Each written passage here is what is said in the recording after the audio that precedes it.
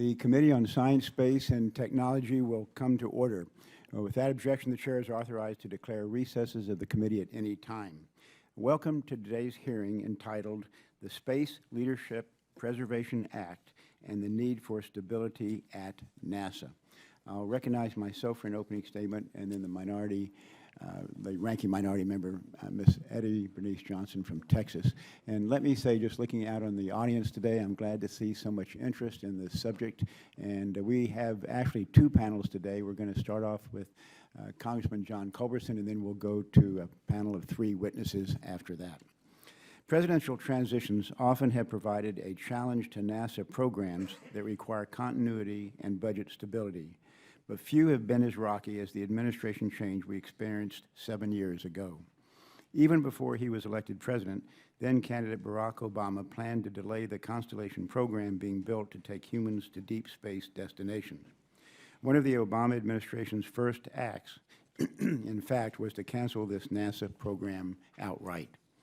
These jarring decisions have been accompanied by repeated budget proposals that continue to cut key programs excuse me, designed to take humans to deep space destinations like the Moon and Mars.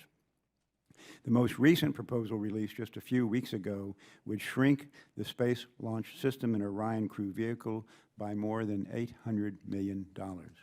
Even worse, the entire budget depends on make-believe budget gimmicks. This regrettable approach continues to make a Mars mission all but impossible. It is not the approach of an administration that is serious about maintaining America's leadership in space.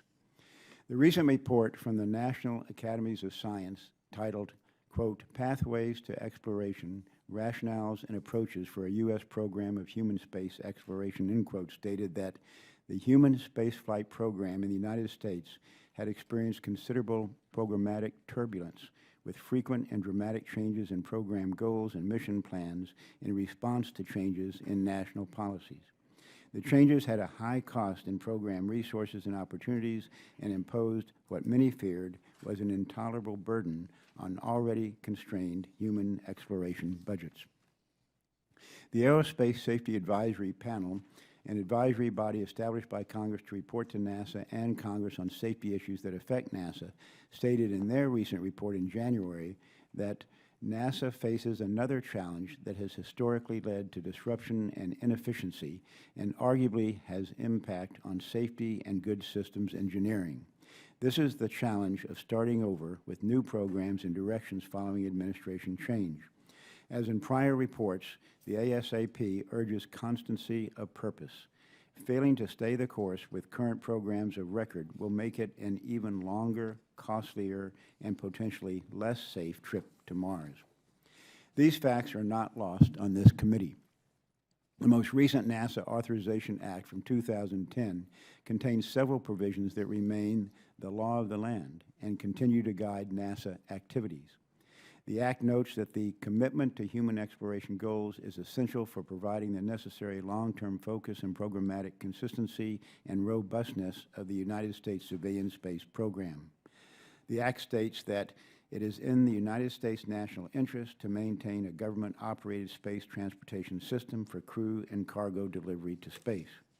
The Act directs that the United States must develop as rapidly as possible replacement vehicles capable of providing both human and cargo launch capability to low Earth orbit and to destinations beyond low Earth orbit. The 2005, 2008, and 2010 NASA Authorization Acts are consistent in their direction to NASA. NASA needs the same certainty from the executive branch that it receives from Congress. Today we are discussing how to provide that stability to NASA once again as we look toward a presidential transition in less than a year. My friend and Texas colleague, Representative John Culberson, has a bill that seeks to do just that. I thank Representative Culberson for his leadership on this issue, and I am a co-sponsor of his legislation. We share the goal of providing NASA with long-term, consistent support, and it is great to have him here today to discuss his bill. One of the first hearings that this committee held during my chairmanship was, in fact, on this very topic. I look forward to hearing from our witnesses how we can ensure stability in our space program through the next presidential transition. Dr. Michael Griffin provides a unique perspective as the last NASA administrator to serve before a presidential transition. Colonel Eileen Collins not only has served as a pilot and commander of space shuttle missions, but also as a member of the NASA Advisory Council during the last transition, and Ms. Cristina Chaplain brings the Government Accountability Office's insightful perspective. We look forward to hearing their testimony and learning how we can ensure that NASA remains on the forefront of space exploration through the next presidential transition. That concludes my opening statement, and the ranking member is recognized for hers. Thank you very much, Mr. Chairman, and good morning. I'd like to start by welcoming our witnesses. For NASA is a cornerstone of our nation's R&D enterprise, a source of inspiration to our young people, and a worldwide symbol of America's technological proudness and dedication to the peaceful exploration of space. We want it to succeed. Today's hearing is entitled The Space Leadership Preservation Act and a Need for Stability at NASA.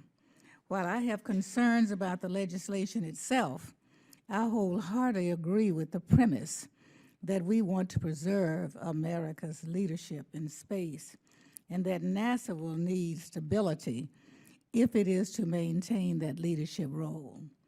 I am heartened that Chairman Culberson has long felt the same way. That said, I regret that the legislation being discussed today, while obviously well-intentioned, unfortunately is not likely to fix the fundamental causes of instability at NASA. Let me give just a few examples of my concern with what the bill does and doesn't do.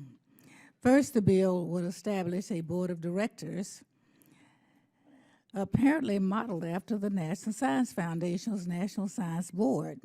Of course, NSF and NASA are quite different agencies with quite different missions, so the applicability of the NSF model to NASA is unclear. But there are other differences that also need to be noted.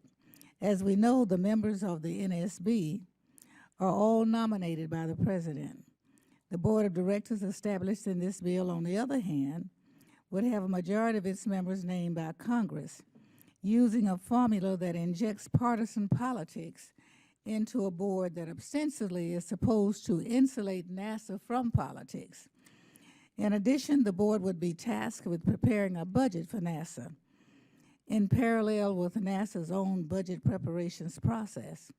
This seems to be a prescription for wasteful duplication of the best, at its best, with the potential for serious confusion and instability as the more likely outcomes. It is unclear to me how this small group of individuals with no agency management responsibilities or accountability is supposed to develop a detailed budget for a $19 billion agency without having to set up an unwieldy competing administrative infrastructure of its own. This is an approach that will not lead to a good outcome. Instead, we should let the dedicated men and women at NASA who are tasked with carrying out NASA's challenging programs be the ones who develop this budget request. It should not be done by a group of individuals who, though may be talented, will not have any accountability for deleted benefits from having an administrator chosen by the President or that he or she serves. Having a carryover administrator from a previous president's term would do nothing to ensure stability if the President wishes to pursue a different policy agenda from his or her predecessor and doesn't see the administrator as being part of his or her team.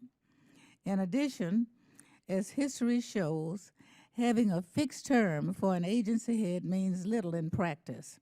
Only 5 of the last 15 NSF directors served out a full 6-year term. And similarly, similar instability has been the norm for FAA, despite the 5-year term for its administrators. I could go on, but the reality is that we don't need to set up a new bureaucracy outside of NASA or alter the appointment process for its leaders. If we're interested in ensuring stability at NASA, it is already in our power as Congress to do so.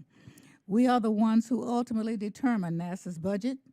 We can provide the necessary budgetary stability to NASA, or we can destabilize it with appropriation delays, continuing resolutions, and shutdowns.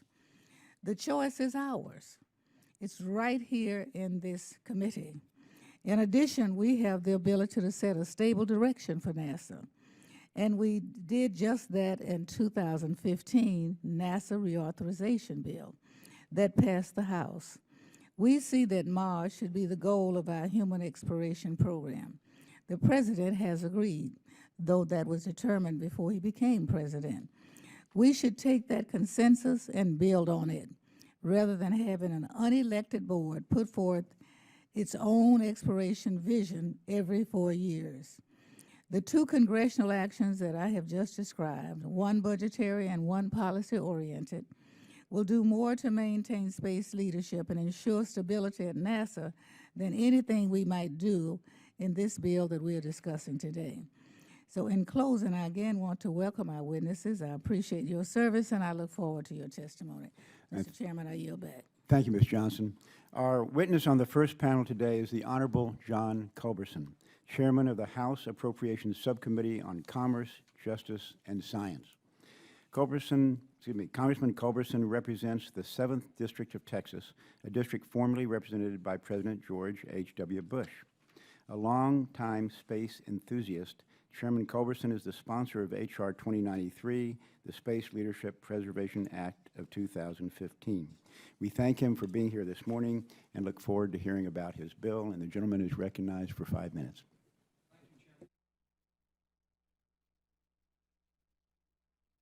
John, make sure your mic is on there. Thank you. Okay. I want to thank you, Chairman Smith and Ranking Member Johnson, for hosting this meeting, holding this hearing today, and to review the Space Leadership Preservation Act of 2015.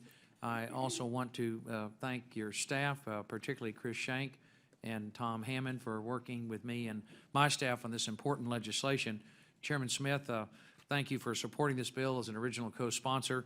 I'm deeply grateful for your confidence and support on this important matter, and also want to thank your fellow committee members, Representatives Sensenbrenner, Posey, and Bridenstine, for their support as co-sponsors.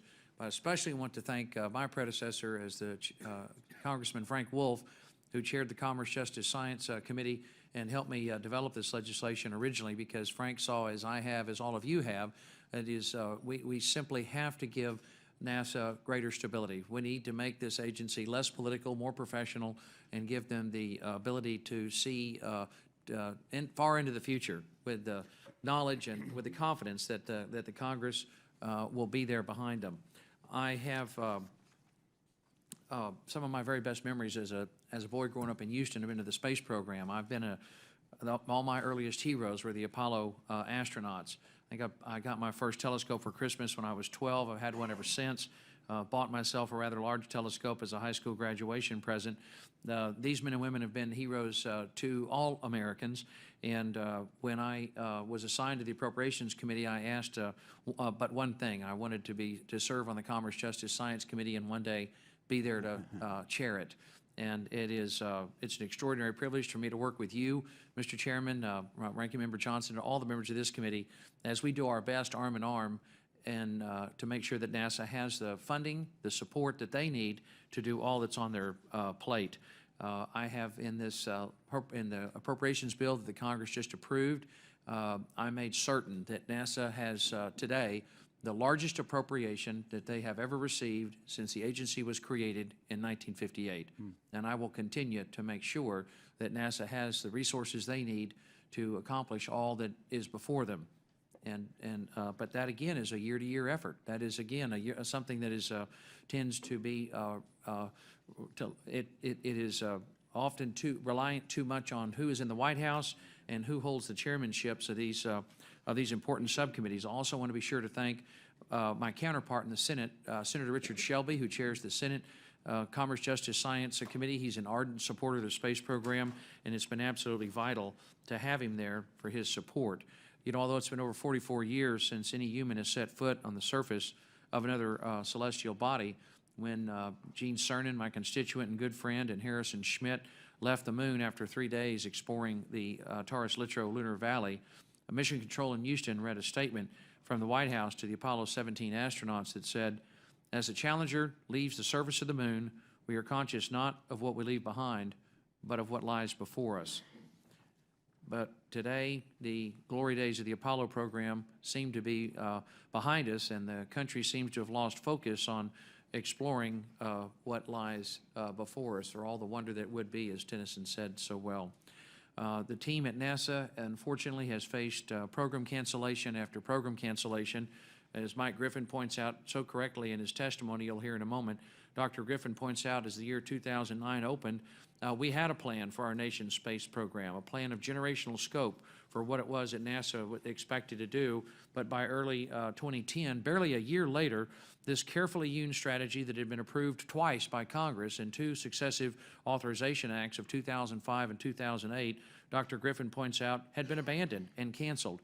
And I have a chart here that I'll make sure each one of you have a copy of, that Mike Coates, the director at the Johnson Space Center, first pointed out to me, that this is the fundamental problem at NASA, that in the last 20 years, NASA has spent more than $20 billion on canceled development programs. No entity, no company, no entity, no agency of the federal government, no agency of any state government or local government can function in this environment. And think of the heartbreak. Brian Babin, my good friend and colleague from the east side of Houston, represents the Johnson Space Center.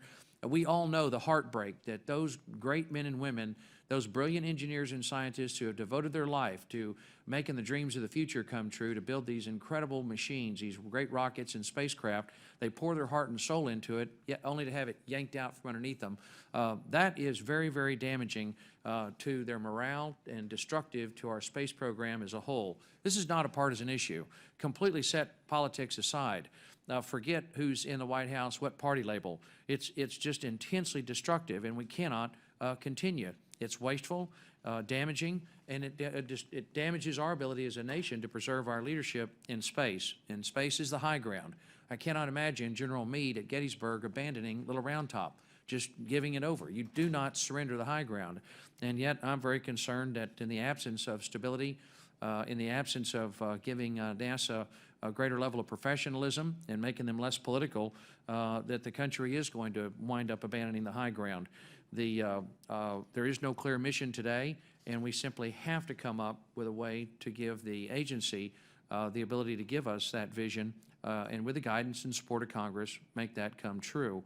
I had the chance, the honor recently to hear former Navy SEAL Robert O'Neill speak about his work and identifying and taking out Osama bin Laden. And one of the things that really stuck with me from Rob's remarks was he said that a lack of a clear mission hurts morale. That's true of all of us as human beings, and it's certainly true with the team at NASA. And that we can help make that, fix that problem with this legislation. I have welcomed suggestions or ideas on how we can modify the legislation, but I put a lot of thought into this with your help, Chairman Smith and Chairman Frank Wolf. We looked at some of the models in government that work well. The director of the FBI, for example, has the 10-year term for the director of the FBI has served him very well. We know that the FBI is a pillar of integrity, and that director does not think about politics or who the president is. They focus on enforcing the law and doing the right thing for the right reasons for the country. Whether it is the president, Ms. Johnson, or whether it's the Congress, your human nature being what we are, there's going to be politics either way. And the idea of the board of directors was to make sure that we had members from both parties recommending appointments to that board, who would have to then be submitted by the president to the Senate for confirmation, preserving the separation of powers and the executive's role in making that appointment so there are no constitutional issues, and you also have both parties and both houses of Congress having an impact on that board of directors. The idea of the budget being submitted directly to Congress is important, because if we don't, all of us, none of us know exactly what NASA's best minds have recommended. They submit their budget to the Office of Management and Budget, and the budget that we get, Mr. Chairman, and the budget that I receive, the budget recommendation from the President, is not really from NASA. It's from OMB. As a practical matter, we all know that OMB runs NASA today. The bureaucrats, the bean counters at OMB are the ones making the big decisions for our nation's space program, and it's just unacceptable. I'd like to know, as I know you would, an honest, accurate number. What do the best minds at NASA recommend to the Congress? What's necessary for you to achieve all that's before you? And that's the idea behind the direct budget submission, Ms. Johnson, that we would, as members of Congress, receive a budget submission from the Board of Directors at NASA. We would also get OMB's recommendation, but then we can lay them down side by side and see what is necessary to make those dreams of the future come true, and balance them and figure out what is necessary to for American taxpayers to fund that recommendation. That longer term for the administrator, I think, is not only necessary for stability to make the agency head less political, but to give that individual the time to make sure that these tremendously complicated and expensive spaceflight programs come to fruition, so we don't see this start and stop, as you see on this chart right here. Finally, Mr. Chairman, I really think that this, from my experience working in the Congress, I started out here on this committee, and when I went to the Appropriations Committee and was able to see, as you have, the extraordinary men and women at NASA who are so dedicated to make sure that the American space program is the best on Earth, who are so dedicated to make sure that the spacecraft and the rockets they build are truly the best that have ever been conceived or built by human hands. I keep coming back to the fundamental problem. The cause of the instability is governance. We could continue to fund NASA. We can continue down this path of year-to-year, pillar-to-post funding, or we could make fundamental long-term changes that our successors will inherit an agency that is less political, more professional, more stable, more focused on making the dreams of the future come true, more focused on achieving the goals of the decadal survey. Quite frankly, I wish one thing that you could add, I'd love to figure out a way to have a human spaceflight decadal survey. The scientists at the National Academy of Sciences do a great job when they prepare the decadal survey for astrophysics, for earth sciences, for heliophysics, for planetary science. And you'll see in my CJS bill, I wired in there that NASA shall follow the recommendations of the decadal survey as they prepare what is necessary for missions in the future.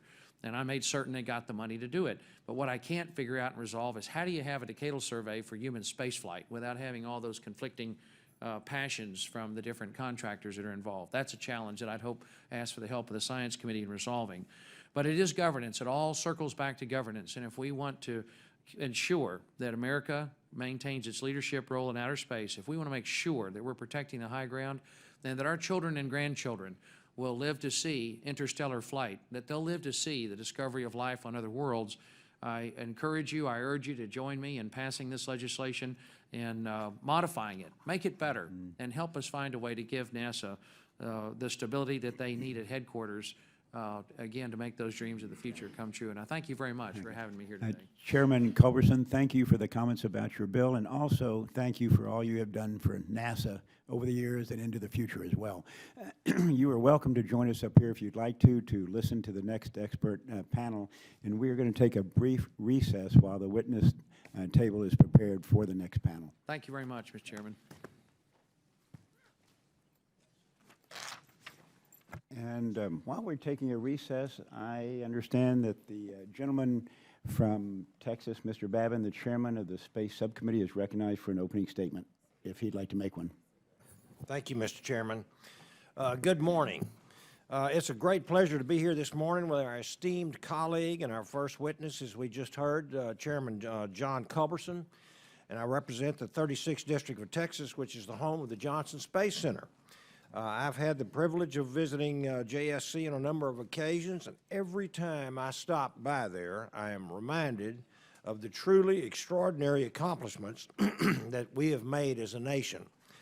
I'm also inspired by the potential that exists at NASA to continue expanding our horizons deeper into space. It's truly an awe-inspiring mission that is pursued with dedication by NASA's personnel and its contractors. Space exploration and science captures the American people's interests. It inspires us to pursue extraordinary goals and keeps us on the forefront of scientific achievement. It is a challenging endeavor that distinguishes the United States as a global leader. It supports innovation and economic growth and inspires the next generation to build, explore, and discover. The missions of NASA that we should be focused on are complex, they are expensive, and they are long-term. Unfortunately, the last 8 years have been characterized by turmoil and by upheaval and uncertainty. If there's anything that we have learned from this experience, it is that our national space program can ill afford to change our program of record every time that there is a new president. Space exploration requires stability and unwavering dedication. Chairman Culberson, a strong supporter and good friend of our nation's space program, has been vocal, as you heard this morning, about how the billions of dollars have been dedicated, directed, and redirected over the years with fits and starts of various NASA projects. Your pursuit of a solution to this challenge, Representative Culberson, is greatly appreciated by me and many of our colleagues. Space exploration is a very worthwhile investment for the taxpayer and for the nation. It inspires the next generation of explorers to pursue science, technology, engineering, and math. It advances U.S. soft power and international relations. It reinforces our aerospace industrial base, increases economic competitiveness, and advances our national security interests. There's a great deal of promise in the future of space, but if we fail to provide the stability for NASA's space exploration programs, we may well lose our leadership in space. Make no mistake, other nations are nipping at our heels, and we can ill afford to rest on our laurels. Losing U.S. leadership in space will significantly undermine our national interests, erode our industrial base, undermine our international influence, and cause the loss of a skilled workforce, and will jeopardize our national security. Our colleague, Bill Posey, often says that the Chinese are going to the moon, and they're not going there just to collect rocks, and I couldn't agree more. Mr. Culberson's Space Leadership Preservation Act offers us an opportunity to review many of the challenges facing our nation's space agency. There may be many ways to achieve the goals of this legislation, and so I have an open mind. Presidential elections offer both challenges and opportunities, and that's why it is imperative that our colleagues in the Senate consider the bipartisan NASA Authorization Act that passes via unanimous consent over a year ago. They must bring this up. NASA would be well served by the guidance that this legislation provides. It would provide stability of purpose in an uncertain time. All that they would have to do is update the funding levels to match the recently passed omnibus appropriations levels for NASA. And I appreciate the testimony of Representative Culberson, and looking forward to hearing our other distinguished witnesses this morning. And I thank them for appearing here. And with that, I yield back, Mr. Chairman. Thank you, Mr. Babin. We are awaiting the arrival of a member of the Science Committee, the gentleman from Alabama, Mr. Brooks, who is going to introduce our first witness, Dr. Griffin. And while he is on the way, I'm going to proceed and introduce our other two witnesses today. And our second witness is Colonel Eileen Collins, retired United States Air Force colonel and former NASA astronaut and resident of my hometown, San Antonio. Colonel Collins was selected by NASA to become an astronaut in 1991. In 1995, she flew the Space Shuttle as pilot aboard Discovery, and then again as pilot in 1997 aboard Atlantis. Colonel Collins became the first woman commander of a U.S. spacecraft with Shuttle Mission Columbia in 1999. Her final spaceflight mission was as commander of Discovery in 2005, the return to flight mission. She has logged more than 6,750 hours in 30 different types of aircraft and more than 870 hours in space as a veteran of 4 space flights. Colonel Collins received her bachelor's degree in mathematics and economics from Syracuse University, her Master of Science degree in operations from Stanford University, and a Master of Arts degree in space systems management from Webster University. Our final witness is Ms. Cristina Chaplain, Director of Acquisitions and Sourcing Management at the U.S. Government Accountability Office. Ms. Chaplain has the responsibility of GAO assessments of military space acquisitions, NASA, and the Missile Defense Agency. Prior to her current position at GAO, she worked with GAO's financial management and information technology teams. She has been with GAO for 25 years. Ms. Chaplain received her bachelor's degree from Boston University and her master's degree from Columbia University.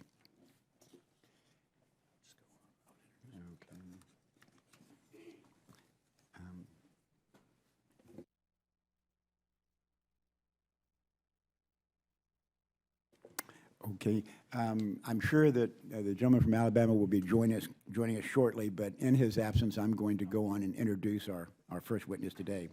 And that is Dr. Michael Griffin, former NASA administrator and current chairman and chief executive officer of Schaefer Corporation. Dr. Griffin served as both chief engineer and associate administrator for exploration at NASA, as well as deputy for technology at the Strategic Defense Initiative Organization.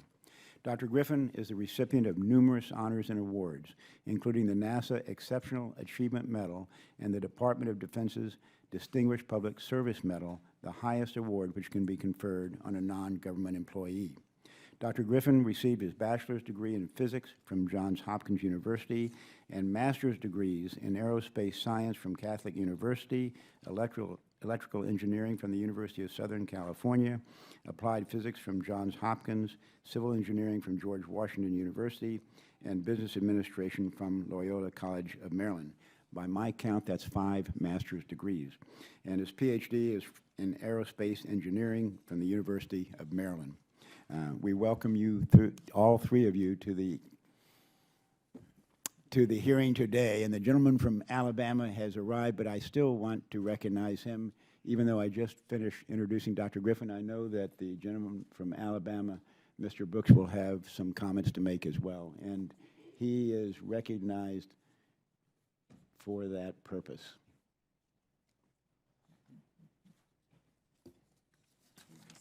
Sorry, Mr. Chairman, this is my 3rd hearing since 9:30. From what I understand, you've already introduced Dr. Griffin. I just finished, but I'd like to recognize you to make any additional comments you'd like to make. Well, Dr. Griffin, thank you for being here. Roll Tide and War Eagle. I'll make it short. In that case, we will proceed, and Dr. Griffin, you're welcome to start your testimony. Thank you, Chairman Smith, Chairman Culberson, Mr. Brooks, for the kind introduction and recognition. Thank you, Ranking Member Johnson and members of the committee for appearing here today and allowing me to appear to discuss the future of our nation's space program. With the inauguration of a new administration and Congress, we will have both the need and the opportunity to restore American preeminence in space, and after that, to ensure stability in the policy and programs we create. We should begin now, and in that context, it may be of some value to review some of our recent history. Some of that has been summarized by Chairman Culberson in the earlier panel, and I will not repeat it. I will make the point that following the loss of Space Shuttle Columbia, the Columbia Accident Investigation Board identified as one of the root causes of that failure the lack of a clearly identifiable long-term strategic plan for NASA. As has been stated, by 2009, that issue had been remedied, and we were executing a powerful and compelling new plan. That plan respected the need to complete existing commitments, the constraints imposed by the geography of the solar system, and the existing state of our technology and operational experience. The plan respected the need of our international partners for a roadmap for human spaceflight beyond the International Space Station, while offering critical challenges to which they could make critical contributions. Finally, being achievable with only incremental real dollar budget growth, it respected realistic budget constraints. It was a good plan. This strategy received nearly unanimous bipartisan endorsement by successive Congresses, Republican and Democratic, in the NASA Authorization Acts of 2005 and 2008, clearing the path for a period of unimpeded progress. And by early 2009, the shuttle was flying regularly, the ISS was nearing completion, a new crew transportation system was in work, and the first 2 contracts for commercial cargo delivery to the International Space Station had been signed. Some 14 nations had embraced partnership with the United States to return to the moon and were orienting their own national space policies to that end. But by early 2010, just a year later, this strategy was in disarray. Human lunar return had been abandoned, as had NASA's development of a new crew transportation system. There was no plan beyond ISS, save for a nebulous commitment to visit an asteroid sometime in the 2020s.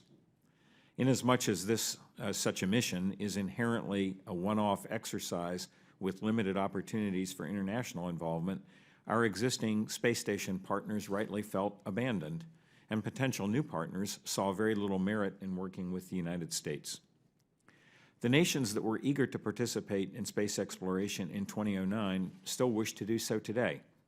But a leader is needed for such an endeavor, and for now the only possible leader is the United States.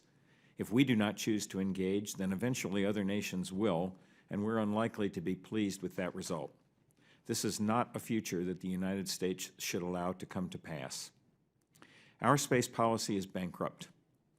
While I certainly support the stability for NASA that is the topic of this hearing today, I would not want that desire to prevent us from correcting the problems that have been created over the last 7 years.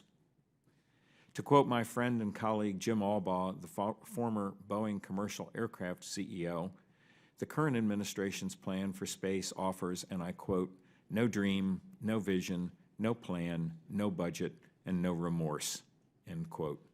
We can fix this, and we must. Thank you. I would be happy to answer any of your questions. Thank you, Dr. Griffin. Colonel Collins.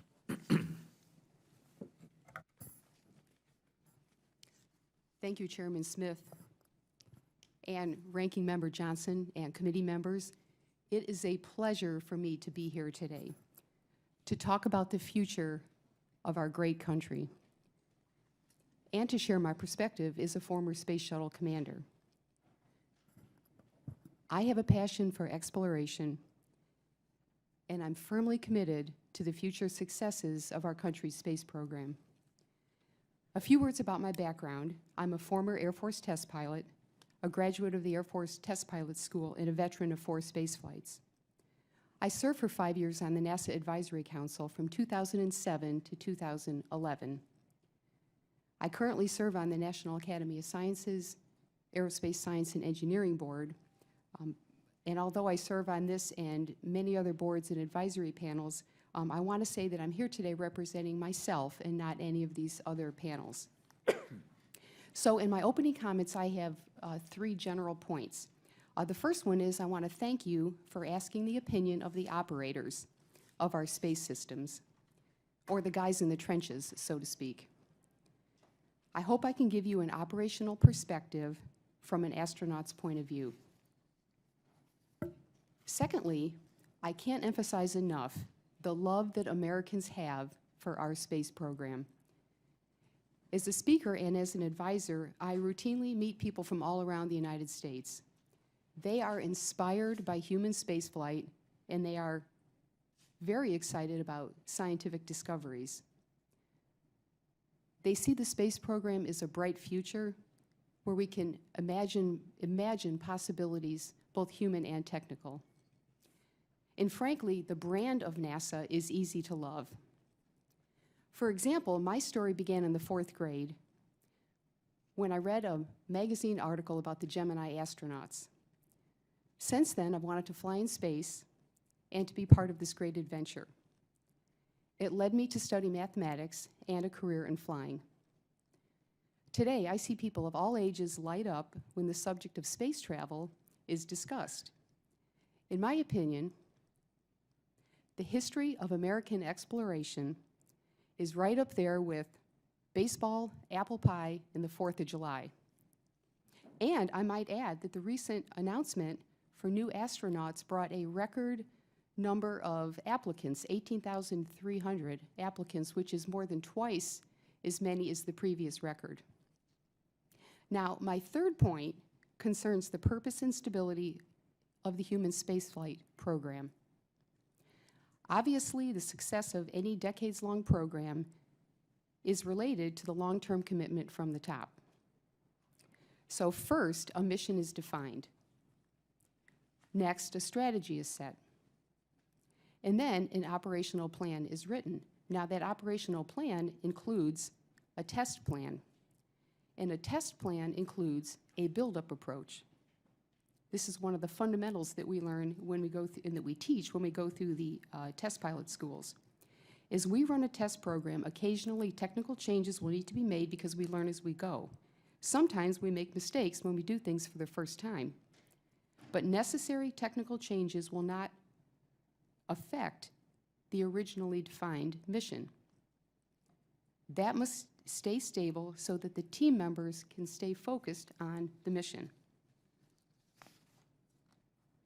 I understand that the long-range vision for the U.S. human spaceflight program is landing a human on Mars.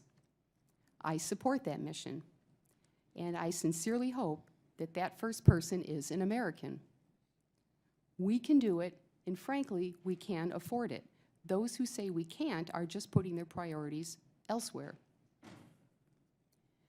When asked about how to best prepare for a successful Mars mission, as a crew member, I certainly would like to see the hardware tested on the moon's surface first.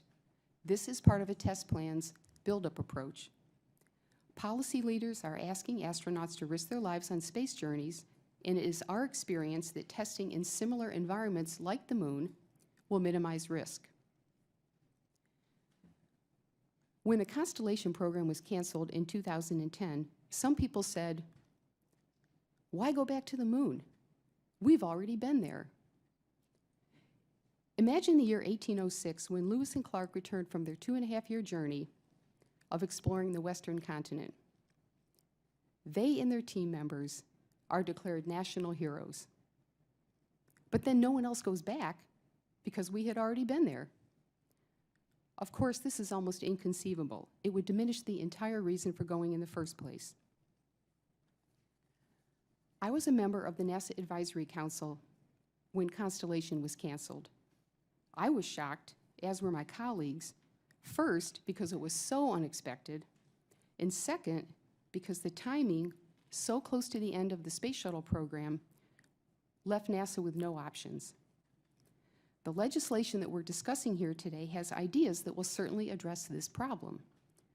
I'm not wedded to any specific proposal myself, but the problem does need to be addressed, especially given the billions of dollars wasted as a result in the lost time and motivations of engineers and astronauts.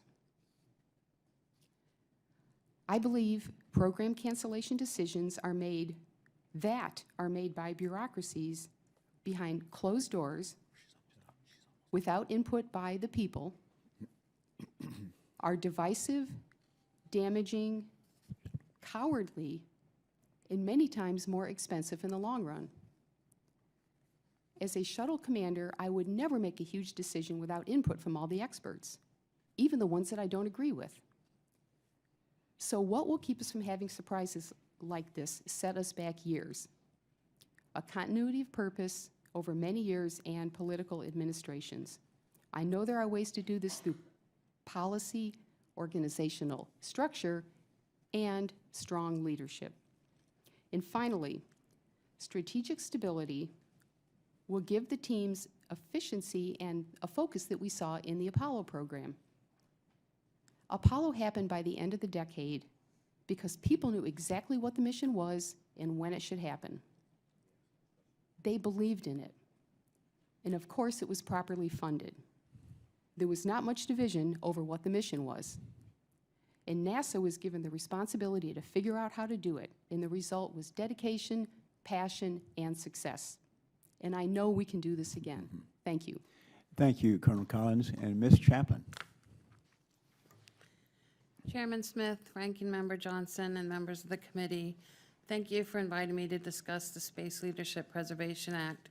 You've heard the policy and strategic perspective, as well as the operational perspective, and I'm here today to discuss the acquisition management perspective. As you know, NASA's acquisition management has been on GAO's high-risk list for more than 2 decades because of persistent cost growth and schedule slippage. In recent years, however, NASA's made progress in reducing this risk. Specifically, in 2012, shortly after NASA rebaselined its largest project, the James Webb Telescope, development cost growth averaged about 46%. This year, we plan to report that it is 17%. And when James Webb is excluded, cost growth is just 1.3%, though that number is affected by the addition of Space Launch System and Orion to the portfolio. NASA has made positive changes in the past 5 years that have helped contribute to the improved performance of its projects. These include better cost and schedule estimating, use of management reserves, and program monitoring. Moreover, many projects are able to demonstrate that they have closed gaps in knowledge about technology and design at key junctures in their development process. This does not mean NASA's acquisition problems are solved. Several projects in the portfolio are experiencing significant problems that are not just the result of inherent technical risk. Programs still struggle with underestimating complexity and managing and overseeing contractors. Moreover, the most complex and costly development efforts, the human spaceflight projects and James Webb, are entering their most risky phases of development. Before we can take NASA off our high-risk list, we need to see how these projects perform in times when they are most tested. Further, while initial estimates are more realistic, we are finding larger projects do not plan to update their estimates on a regular basis, and that estimates are not always well supported by well-defined schedules. The baselines for human spaceflight projects also provide little visibility into long-term planning and costs. Today, this committee is discussing the concern that NASA needs more stability in order to truly thrive. That is what the Space Leadership Preservation Act is focused on.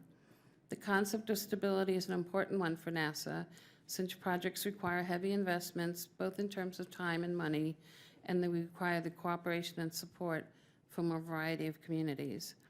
We have not assessed the extent to which the Act can insulate NASA from instability, but I do have a couple observations. First, if NASA were to implement a board of directors, that board must be willing to hold program managers accountable, as well as leadership, by canceling or restructuring programs that do not perform well.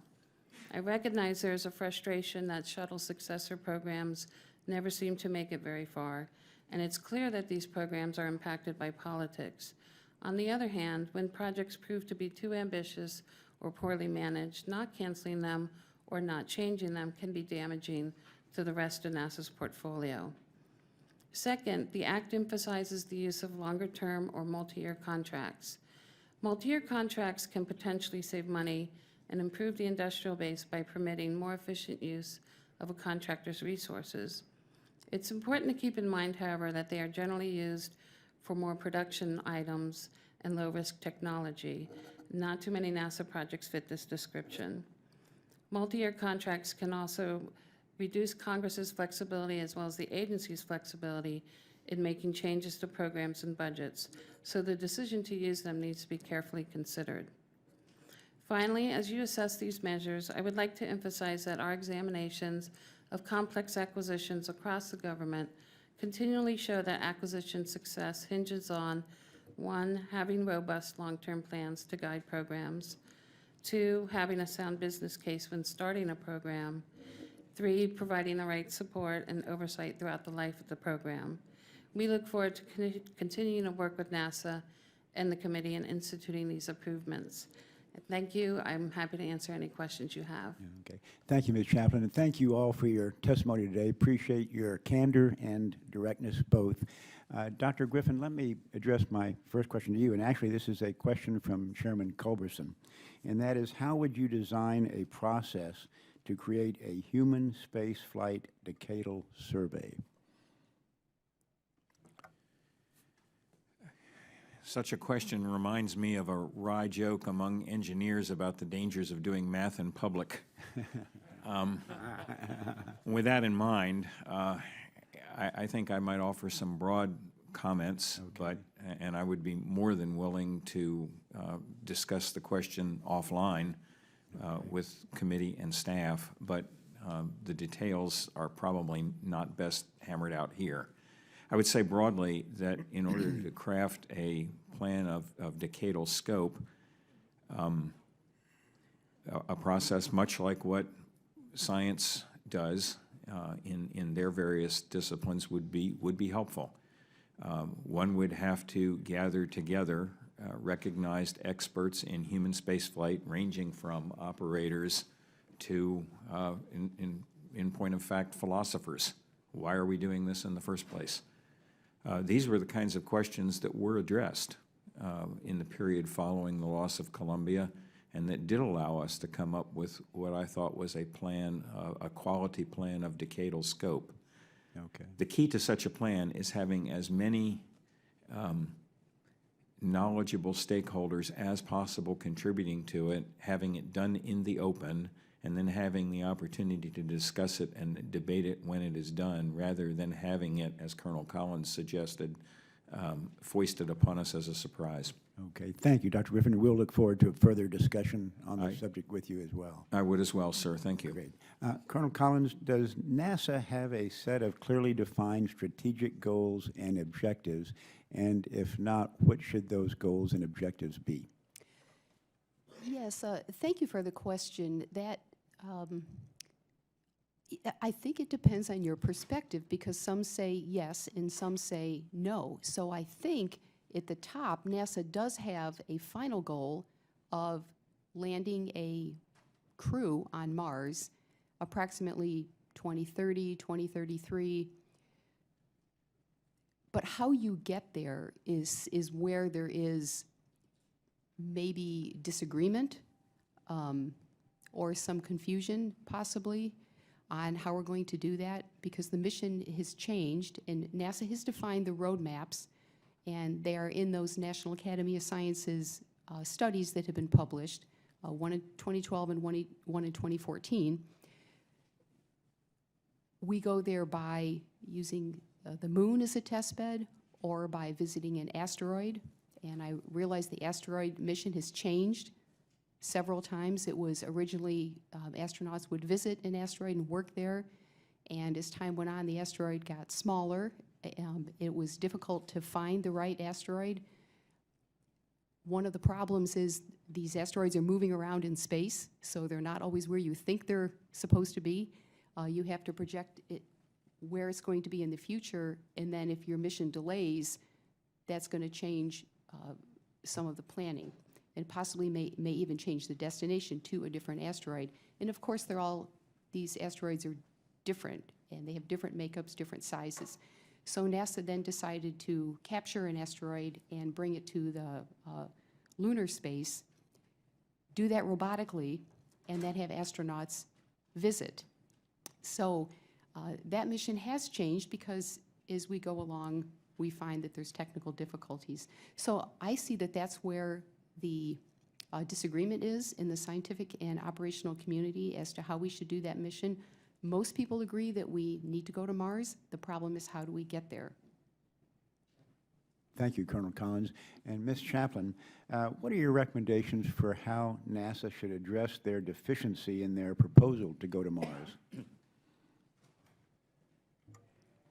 I think the long-term planning is very critical here, and they do definitely need a strategic plan that, again, lays out how they're going to get there, also what technologies you need to get there. There's many more systems and subsystems that are going to need to be developed for the eventual trip to Mars, and to also have cost estimates, at least in ranges, for the different kinds of choices that you can make.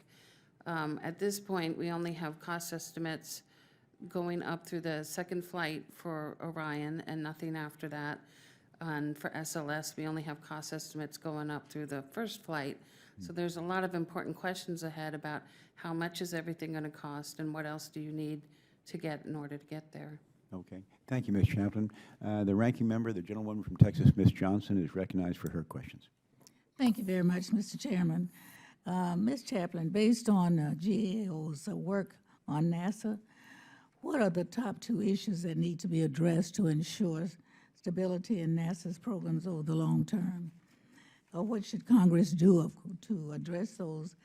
And would any of the other witnesses care to comment after you may? So that's a good question. I think it speaks to the levels of discussion that we're having. One is a good strategic long-term plan that helps provide stability. And the plan itself, if it has agreement from a lot of different communities, you have a better chance of maintaining support over the decades that need to happen. But at the more tactical level, acquisition programs have to be well managed too. And Congress has done a lot for NASA in that regard by helping them get more transparency into costs and progress, instituting good metrics and project management tools. There's always more that can be done, especially in terms of holding programs accountable when they don't meet their goals and they don't have good plans for going forward. But I see the solution as being on both those levels. Any other witnesses care to? No, I don't need to comment further at this time. Thank you, ma'am. Okay. Okay. The question was on the top 2 things that NASA could do. I think that, although I'm not a policy or budget expert, I think that there may be something in the multi-year funding that seems to make sense. And the other comment I have is on the board of directors that we had heard mentioned earlier today. I think the key thing about having a board of directors and adding stability is getting the right people on that board that are entirely independent. And I serve on several boards, and I think the key to having a board that works very well and very healthy is getting people that love the mission, have a passion for the mission, and are good listeners and can listen to all sides of the issue before they come in with their recommendation and their good governance.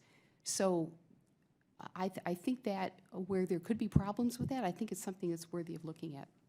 Thank you. This committee and Congress will be considering and deliberating on the budget, the President's fiscal year budget 2017 in the coming weeks. What, in your view, are the top 3 challenges for NASA over the next 2 years? All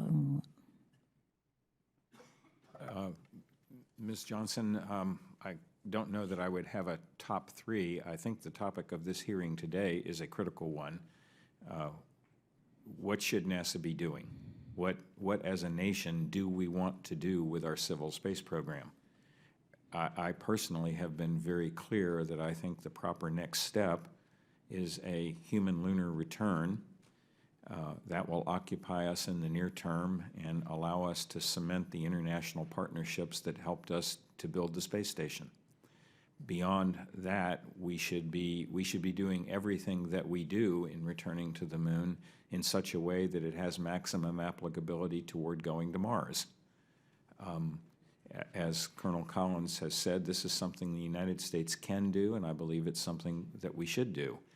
And so if I get my top 3, the third thing I would say is once these goals are locked in place by the legislature, I think we need a cultural change. Our space program is not something which the nation can afford to have be a playground for newly elected presidents and unelected staff. The legislature is the proper repository of the long-term stability in these plans and programs that we need, and it needs to be enforced. Thank you, ma'am. Thank you. I had a minute to think about the question. You asked about the top 3 important things for NASA. I would say first is most people know American astronauts right now have to go to Russia and train in Russia to get to our space station. So, of course, a very top issue is getting launch from our country's soil, our astronauts to our space station, which I understand is funded through 2024. The second, I believe, is heavy launch. obviously, for our long-term space goals. And the third is getting the best people. We need to get the smartest people into NASA by going out and recruiting. And the best way to do that is having a mission that they believe in. I'd like to echo my support for Eileen's comment that we need to restore American access to space as soon as possible. That might have been something I was assuming was a given, and I think I should state it explicitly. Thank you. My time has expired, but I'd like you to comment if you could. So I'll be quick in light of that. To add to the conversation, just to note that some of the largest programs will be entering their most difficult phases of development, where we tend to see more cost growth and more problems. So getting through those couple of years and ensuring issues that happen on these huge programs don't affect and overwhelm the smaller programs that are equally important. Thank you, Mr. Chairman. Thank you, Ms. Johnson. The gentleman from Florida, Mr. Posey, is recognized. Thank you very much, Mr. Chairman, for scheduling the Space Leadership Preservation Act hearing. Thank all the panelists for appearing and for the wisdom and foresight that you've shared with us so far. You know, I've heard a lot of criticism from different directions about this proposed legislation, but I've not heard one single person propose an actual solution to the problem that we have of lack of programming and foresight, and how we're going to get on track and stay on track and keep America's space program first. Mr. Chairman, I think you brushed over the beginning a litany of events that kind of throws us into instability even more. I mean, we have a candidate that runs for office that says if he's elected president, he's going to abolish NASA and put the money into education. Then when he appears on the Space Coast, he says, I'm going to close the gap between the shuttle and Constellation and keep America first in space. Then he gets elected and he asks for the NASA administrator's resignation. And he doesn't fill the position. So when they're doing their planning and strategic planning for the administration's future, the NASA administrator's seat is empty. That's kind of a shame. So then we finally get a great NASA administrator appointed, and then we have an Augustine Commission appointed. I may have these two out of order a little bit, to tell him what to do. And the Augustine Commission says, of course, the shuttle is terribly dangerous and needs to be scuttled. We all know better than that. We know they were designed for over 100 missions, and they were only in the 35th mission. Mile per mile of safest spacest travel of any kind in the history of mankind. And we know the catastrophes, the tragedies were human error. It wasn't any failure of NASA. And so then we go in a different direction, and we have SLS and Orion now, which I think are great plans, great goals. But we have an administration that, frankly, underfunds them. They suggest them, promote them, and then underfund them. So then NASA ends up being criticized that they can't keep up schedules that they've foreseen before, and we know when you delay projects and instability, it's going to cost increases too. So, you know, you have to wonder if you are NASA, or you're a NASA employee, or a potential NASA employee, or even just a bright STEM student, or like the 18,000 who applied to be astronauts, what is our future going to be? What is our future going to be? And I love Neil deGrasse Tyson when he says, you know, that our investment in space is fundamentally, basically, the only thing our Congress does strictly for future generations, to benefit future generations. And so I think Congressman Culberson's bill is much too important to ignore, not only for those reasons, but for reasons of national security, our technological advancement, and eventually the survival of our species. Now, you know, Dr. Griffin and Colonel Collins, China is rapidly developing the capability to access and use all regions of cislunar space. If the United States cedes that and moon base sole use to China, what do you foresee as the strategic and long-term impacts on the national interest of our country. Well, you mentioned me first, so I'll go first. Mr. Posey, thank you. I have a couple of comments on that. First of all, I think you can infer all that needs to be inferred about how the Chinese will behave in space by watching today how they are behaving in the Western Pacific, and the concern that that causes not only the United States, but all nations in that region. There is no reason to suppose that they would behave any differently in space, and I think that should give us concern. More broadly, since World War II, the United States has been a superpower, and one certainly would say, I think, the superpower in the world.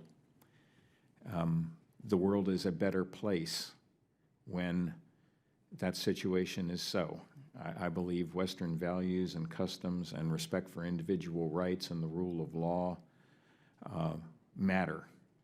If we want those cultural values to prevail in the new frontier that is space, then we will have to be there. The decisions are made by the people who show up, not by the people who watch on TV. For those reasons, which I believe are existential for our culture, we need to be in space first among equals, irrespective of what China or any other nation seeks to do. Thank you. Thank you. Colonel? When the Apollo 11 crew landed on the moon in 1969, they put a plaque that said, "We came in peace for all mankind." I'm not sure China would put a plaque like that on the moon. I am concerned about China. I'm not an expert on China, so I will get that in the record. But I'm not sure what their intentions are. And as Dr. Griffin said, we can only guess based on what they're doing now, what their performance is. We don't really cooperate with China in space, although we cooperate with all other nations, and I believe in international cooperation. Whether or not we cooperate with the Chinese is a big question mark. It's just a little bit scary, and sometimes part of me says competition is good in many ways, and if we ever end up in a race back to the moon against China, that might give us a little kick in the pants to get out there and do it, whether it's the moon or Mars or whatever we're doing in space. Okay, thank you. Thank you for your indulgence, Mr. Chairman. Thank you, Mr. Posey. The gentleman from Colorado, Mr. Perlmutter, is up next. I'm way down here. Thank you very much to the panelists. Thank you to Chairman Culberson for bringing his bill before us. And there are a lot of principles that I think we all share.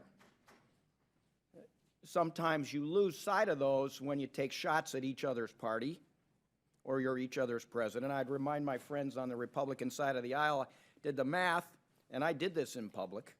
2016 minus 1972, it's been 44 years since we've been on the moon, and 24 of those years we've had Republican presidents, and 20 of those years we've had Democrats. So we need to get back into space. And so for me, and my colleagues know that I like this time frame to get us to Mars.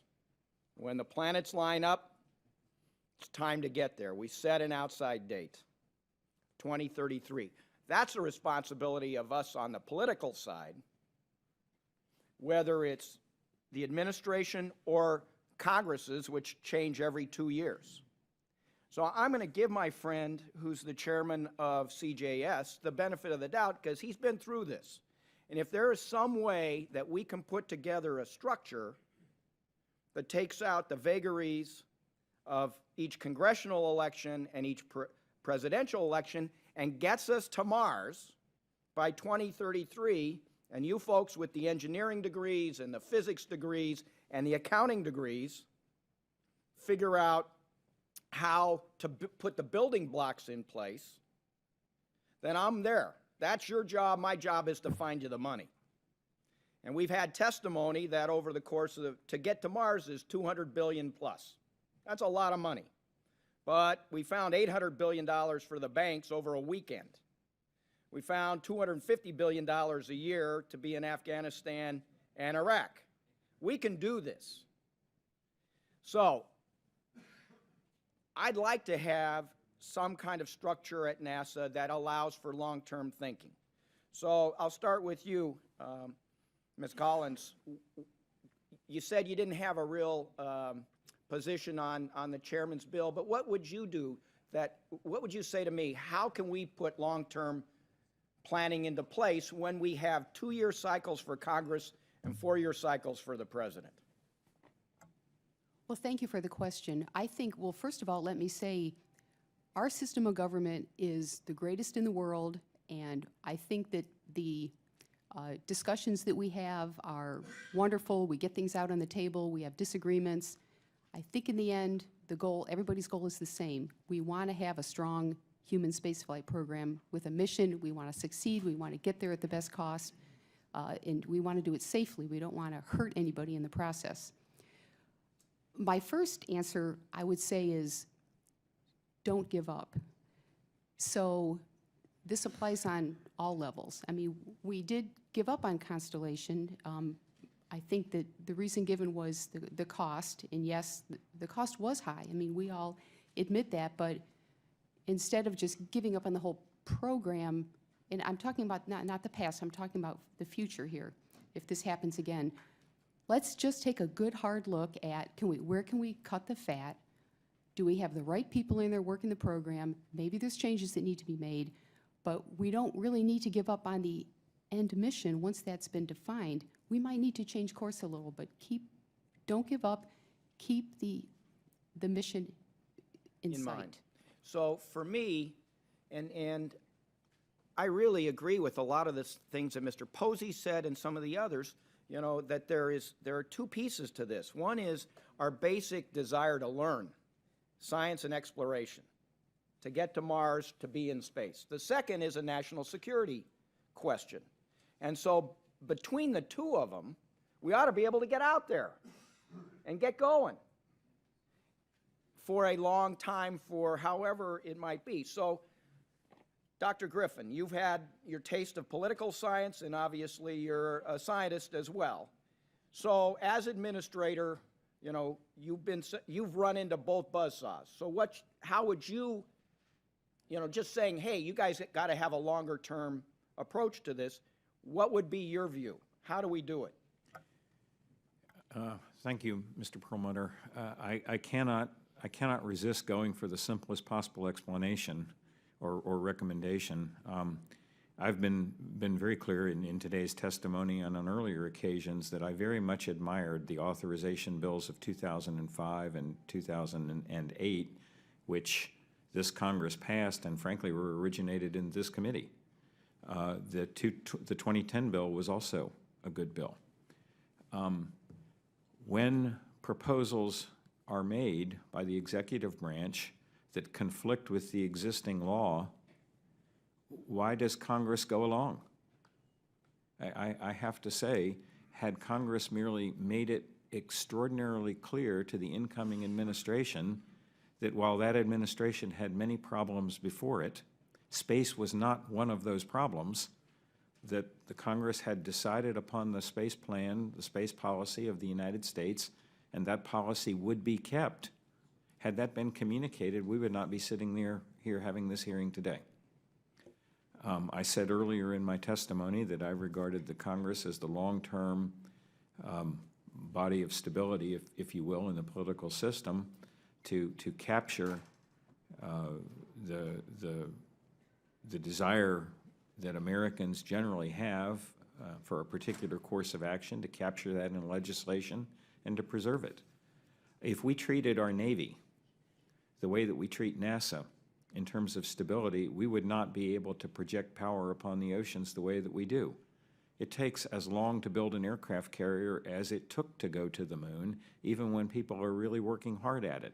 If we decided with every incoming administration whether we were going to preserve aircraft carriers, the United States would have none. So I'll simplify my comments. The first recommendation I would have would be let us again, as we did after the loss of Columbia, decide as a nation what we want to see accomplished in space. Let us, as we did after Columbia, codify that into law, and then let us obey the law.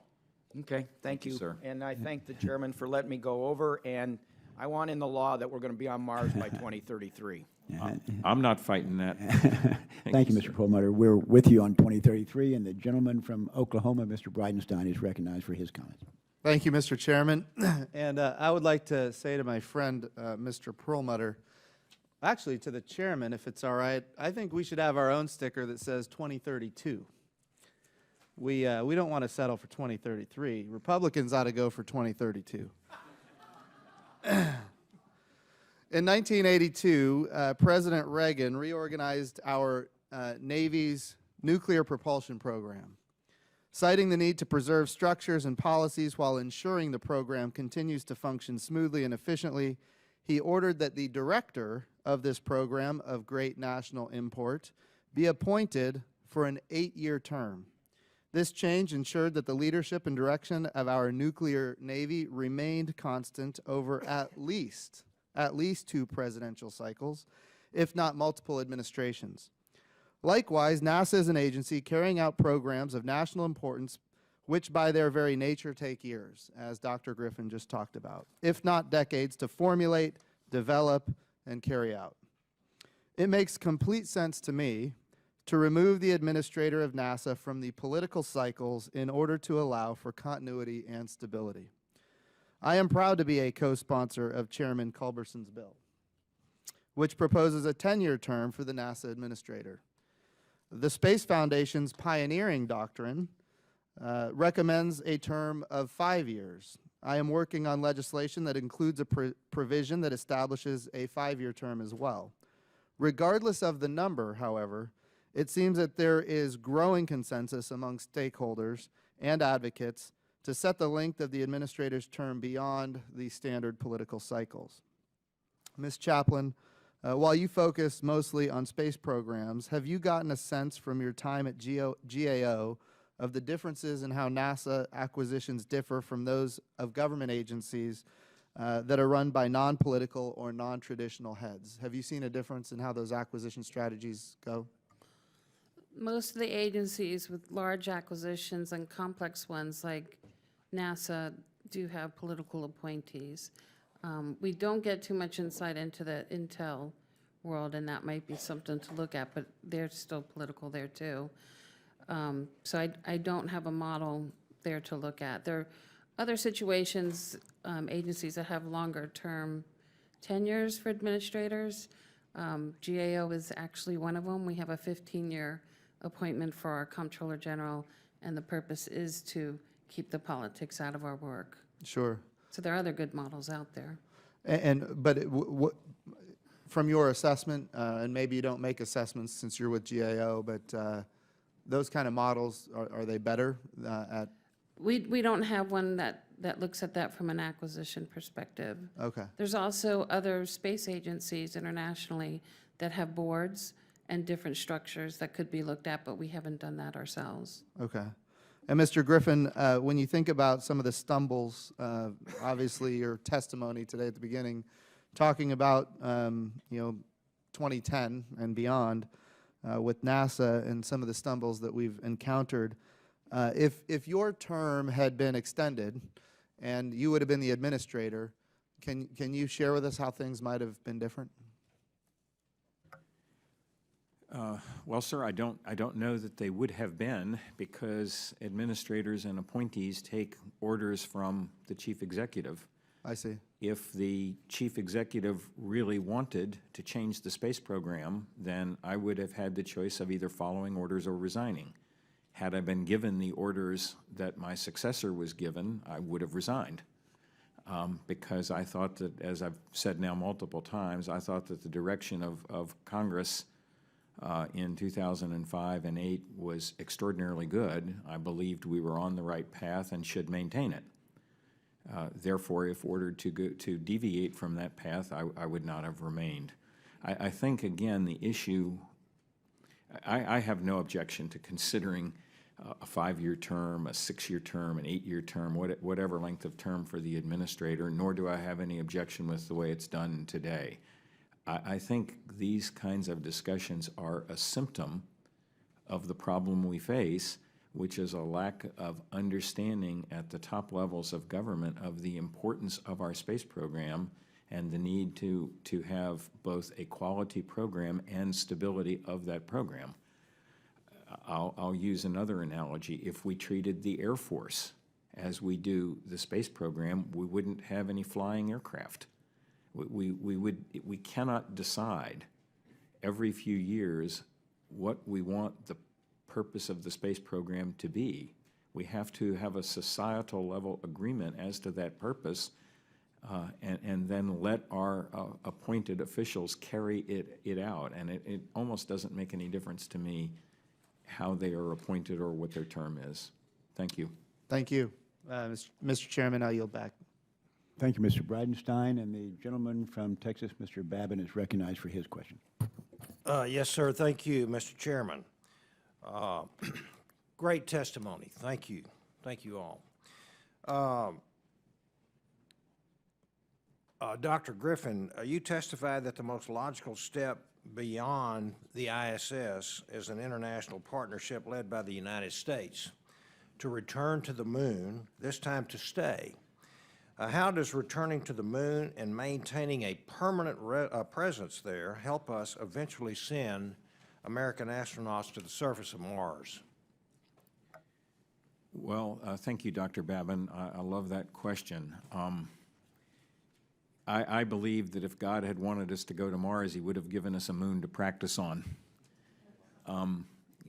Colonel Collins made the remark earlier that, I'm not trying to quote her, but to the general effect that learning how to live in space and on another planetary surface would transfer directly to learning how to go to Mars, and I believe that to be the case.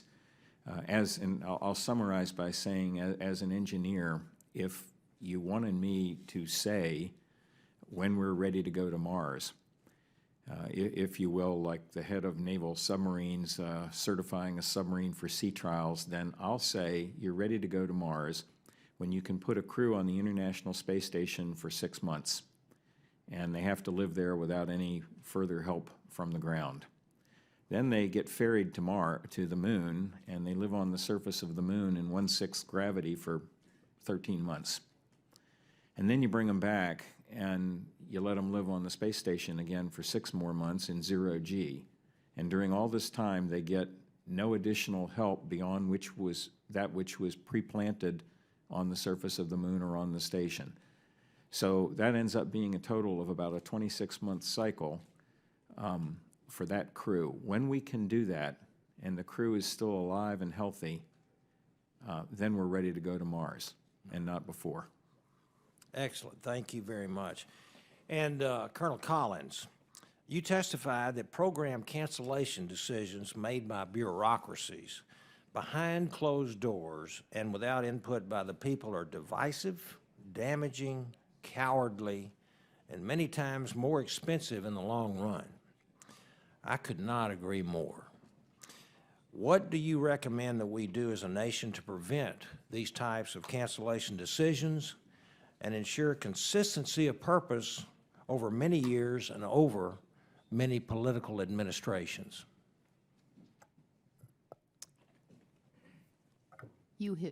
We as a country need to discuss these very, very important missions out in the open. They have got to be discussed. I don't believe this was discussed. In fact, I'm sure it wasn't, because I was very shocked and very surprised when I learned that the budget was rolled out that first week in February of 2010, and there was a big Fed zero in the Constellation program. I asked one of the top managers at NASA, in fact, I was up here on the NASA Advisory Council, did you know this was coming? And he said, well, we thought we might have lost Ares 1. We had no idea that we were going to lose the whole thing. I was just amazed that, does our government work this way? This can't possibly be true. So to answer your question, what do we do? We have got to ensure that discussion takes place in the open, and this is the way good businesses need to be run. You've got to talk to the people that work all throughout the organization, people outside of the organization, from academia, from industry. It is most certain that everyone will disagree on how we do it, but that's healthy. And then we make a decision by, I mean, you can vote or we can be autocratic about it, but it cannot be a surprise. So however you do that. And I'd like to add one other thing to your previous question about going to Mars. It is very, very, very important that the life support systems work. And the space station, this, I know I'm saying the obvious here, but what we're doing on the space station is essential. But the Moon and Mars are different places. You've got dust, you do have some gravity, you've got, it's just a different place. You have got to test your closed-loop life support systems, whether it's in a habitat, a spacecraft, or in a spacesuit. A spacesuit is like a mini spacecraft. Right. So I just wanted to add that comment to the previous question. Thank you. Okay, thank you so very much, witnesses. Mr. Chairman, I yield back. Thank you, Mr. Babbitt. And the gentleman from Alabama, Mr. Brooks, is recognized for questions. Thank you, Mr. Chairman, and witnesses, again, I apologize for being a little bit tardy, but I had a 9:30 House Foreign Affairs Committee hearing with Secretary of State John Kerry of the State Department budget, followed by Armed Services at 10 a.m. with General Breedlove on U.S. European Command. So I hope you'll bear with me. I got here as quick as I could. I do have a question for each of you, and Dr. Griffin, if you could please lead off. What do you believe the proper role of commercial space could be in the context of a stable, long-term NASA strategic plan? Well, as I pointed out in my testimony, the first commercial cargoes for carriage to the International Space Station were signed under my tenure. So I'm a strong supporter of the utilization of commercial space purveyors in our strategic plans. That said, I think we've maybe a bit drifted off the path. When I use the term commercial to describe an enterprise, I'm talking about an enterprise such as I've run in the past, where you have to raise your own money, develop your own product, bring it to the market, and then you sell it for every dime that you can get. I'm not talking about enterprises where the government has to invest the lion's share of the money in order to earn the right to buy a ticket. And if the public record is examined, I think that you'll see that in recent years in our so-called commercial space portfolio, that's what's happened. The lion's share of the money has come from government. In fact, I'm not sure there's a share that the lion didn't have. So these types of arrangements I would call private-public partnerships, and I'm not always certain that we're getting the best deal on the public side of those partnerships, and I think we need to look carefully at it. The second thing that I would observe is if we were to be so fortunate as to have, again, a national strategic plan for what we want to do in space, it certainly should include as much contribution as commercial space providers can offer. But they need to offer what it is that the government wants to buy. It's not our purpose in government to figure out what our space program should look like so that commercial providers can sell what they want to sell. And again, I would say that the experience of recent years offers some guidelines in that regard. So I'll just leave it at that. Thank you, sir. Colonel Collins or Ms. Chaplain, do you have anything to add? I'll just add that, you know, the government is usually the one to push technology and discovery, and in all those areas, that's where the government role should be. When you have lower risk technology or something that's already proven that's needed, that is a good place to use Pathfinder types of commercial efforts where they can prove themselves and even take over some kinds of operations. If you look more broadly beyond NASA, commercial space is starting to play a bigger role in doing things like hosted payloads for government, providing bandwidth for DoD, and even running ground operations. There's all good areas for them to be playing in. Yes, ma'am. Colonel Collins. Sir, I'd like to just mention the space station as far as commercial space. I know this may sound like it's a crazy idea, but okay, the space station we know is funded to 2024, and the U.S. has to decide, are we going to fund that out to maybe 2028, or do we stop funding in 2024 and then put it into heavy lift or deep space? I believe that, having been in space, I believe that there will be a commercial interest in the space station. I can't really say timing-wise 2024, but there are plenty of tourists and people that have money that would love to go up in space and live on the space station. It is such a amazing, wonderful human experience. People would pay big money to do that. And if we could find a private company that'd be willing to take over the space station and sell it like a hotel, sell space up there like a hotel, we may be able to kind of wean ourselves off the space station and get NASA back into deep space. Well, what are we Just a paying the thought. Russians now? Somewhere in the neighborhood of 60 or $70 million per ride? Do you think Somewhere. there's a market for the space station at that ticket price? Well, the Russians have sold one or two, haven't they? If I could make a comment, I don't think we'll find out if there's a market until we try. Okay. I would echo Colonel Collins' comments about the value, the longer-term value of the space station. I have to add, I think it's really shocking to be considering that after the multi-decade and multi-tens of billions of dollars investment in the space station, that now we're talking about what date we're going to re-enter it into the Indian Ocean. I cannot think of another example of a large laboratory investment or a large facility investment that the day it's completed, we start figuring out when we're going to tear it down. If the government cannot find suitable uses for a laboratory in space, then I would echo Colonel Collins' comment. Maybe we should consider turning it over to a private entity and seeing what they could sell space on the space station for. Thank you for that interesting insight. Thank you, Mr. Brooks. In the interest of balance and because he is such a diligent member of this committee, without objection, the gentleman from Colorado, Mr. Perlmutter, will be recognized for an additional 2 minutes. Thanks, Mr. Chair, and my friends on the Financial Services Committee wonder where I've gone. I just said I've gone to the Science Committee, so that's what's happening here. Ms. Chaplain, I'd like to ask you, because Dr. Griffin has used the comparisons of the Air Force and the Navy and, you know, building this and building that. From a GAO standpoint, I mean, how can we have a multi-year, how does a multi-year kind of acquisition process work when no Congress can bind the next Congress? How do you do that?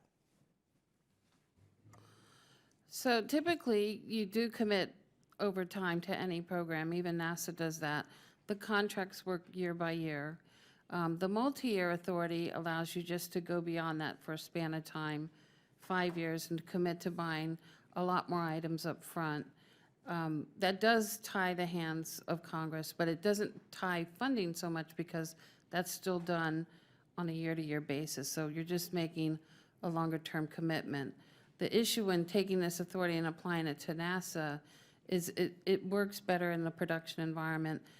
Even DoD, before it can employ a multi-year contract, has to demonstrate that there's stable design, stable requirements, that there's going to be substantial savings achieved from buying in bulk. Instead of 6 airplanes, for example, you're committing to 30. So we have some questions in our head about how this could work in the NASA arena. Most NASA projects are just one-off satellites, for example, and the cost-plus arrangements that they use for that, because they involve a lot of discovery, are appropriate. Well, see, I guess one of the things we've been talking about is a Mars mission, all right? And there's a lot of support for something like that, and we pick a date, and, you know, we've had the scientists who say 2033 is when the planets line up in a way that it makes it easier for us to get our astronauts there. So that's why I'm taking that date. If we, the Congress, say to ourselves and to the President, you know, we want a date, and then we let NASA and its experts kind of say, okay, this is how we're going to do it. These are the building blocks. It includes going back to the moon and at this. I mean, they're the experts on that side. have you seen anything in your experience that gives us we could do a multi-year acquisition or approach where we could dedicate money for the next 17 years? Yeah, usually for long-term projects within DoD, money's dedicated up front. But again, if you're developing and researching a joint strike fighter, all those contracts up until the point that you're ready to produce are sort of in that cost-plus range, and they go year to year because you have a lot of unknowns, and you kind of have to revisit things on a year-to-year basis. Once you enter the production phase, you're in a better situation to do fixed-price contracting that can actually go through many years. So I don't know if what we have now would work ideally, the authorities now would work well for the Mars situation. If you committed everything up front, it would be an incredible amount of money that you would have to put aside to guarantee that it's all there for the 20-year effort. No, and I thank you for that. I mean, it's a big amount, there's no question, but we, at least during my tenure here in the Congress since 2006, we've spent a lot in the Middle East. We spent a lot to keep Wall Street from collapsing, and it's been sort of bipartisan in nature in terms of those appropriations. So the country's a wealthy country. It's how we prioritize things. We can do this. There's, from a money standpoint, if we're prepared to make this a priority. And that's why I'm prepared to listen, to an approach like Chairman Culberson has, of a way that might give both sides of the aisle some comfort going long-term, because this has to be long-term. We have to think long-term. We can't think just next year. And I would just add, the bill talks about multi-year contracting. There are also options for multi-year funding and appropriations that work sometimes on the DoD side. That wasn't mentioned in the bill, but there are some other mechanisms that could be explored on the appropriation side. Okay, thank you. And I thank the chair for giving me this extra time. Thank you, Mr. Perlmutter. The gentleman from California, Mr. Rohrabacher, is recognized. Thank you very much, and I also apologize for being tardy today. I was at that meeting with Secretary Kerry, and I happen to believe that our space effort is actually as important as American foreign policy to our future, so I try to run between these two. I've been here 28 years, and of course, Dr. Griffin and I worked together over these years, and I certainly, let me just be on the record that I certainly agree with your concept of making sure we go to go to the moon before we go onto Mars, and learn a lot as we're doing that, getting back to the moon. What I have seen, Mr. Chairman, is our biggest problem in having a rational space program is with us. I mean, we just seem to we prioritize projects, and we spend money for projects that we can't do, and thus then we end up defunding what we can do, and it's irrational. And I understand, with all due respect to my friend and colleague who's so adamant about going to Mars. I have several of my friends who are that way. We're not ready to go to Mars right now. We don't even know, the technology's not there. But there is the technology and availability of doing things that we can actually accomplish right now. And if we want the respect of the American people, we're going to do it by making sure we get things done, and having a long-term commitment that drains money away from the projects that we can do in order to accomplish something that we can't do now and maybe won't be able to do within our lifetime. That is not being responsible, and frankly, I think that's where the problem comes from. We continually try to finance projects that we are incapable of accomplishing at that moment. And of course, you're going to have a high failure rate if you do that. So I would hope that as we, as I say, I agree with Dr. Griffith on his approach, that we need to step by step. Several of the things we could do, by the way, which we could do, which may be totally unfunded if we just spend all our money on going to Mars, is we have a space debris challenge. We're not going to be able to do anything in space unless we have some sort of space debris program. It'd have to be an international effort. But in the years ahead, it's going to overwhelm us. It's already beginning to overwhelm us. We don't have a global defense system set up so that if an asteroid, and I'll ask this of the panel, if that meteorite that skimmed the surface over in Russia a couple of years ago, instead of being in uninhabited areas, would have hit a major city anywhere in the world and killed hundreds of thousands of people, do you think that that would have then changed the entire course and direction of our own space budget? Wouldn't that have been a factor that would have overwhelmed it? And then all of these other programs that we financed, like long-term missions to Mars, would just go by the wayside? So we need to take care of that issue, don't we? Don't we need to take care of space debris? Don't we need to take care of those things that we can get done? And in the private sector, we could leave things up like, by the way, refueling stations, et cetera. There is one other lab, by the way, in terms of the space station. I remember, wasn't the space lab also a huge investment that we just allowed to come down as well? That was Skylab, sir. Skylab, and excuse me. yes, we did. We have an unfortunate record of not preserving our capital assets in space. Right.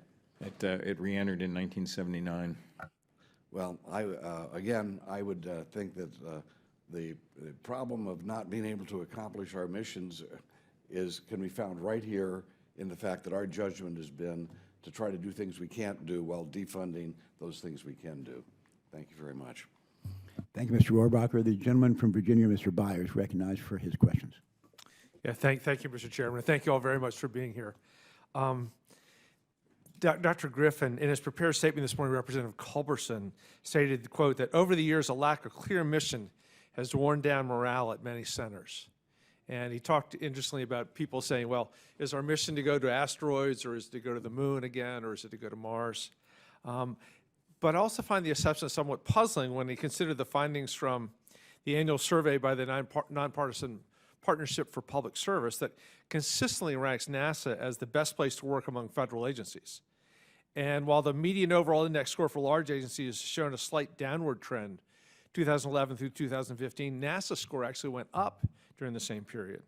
And according to the partnership, the biggest factor affecting employee satisfaction and commitment overall in the best places to work rankings is related to effective leadership. How do you reconcile NASA being a great place to work with Representative Culberson's concern about a lack of morale? I'm sorry, was that for me or for Colonel Collins? Oh, either one, yes. Colonel Collins?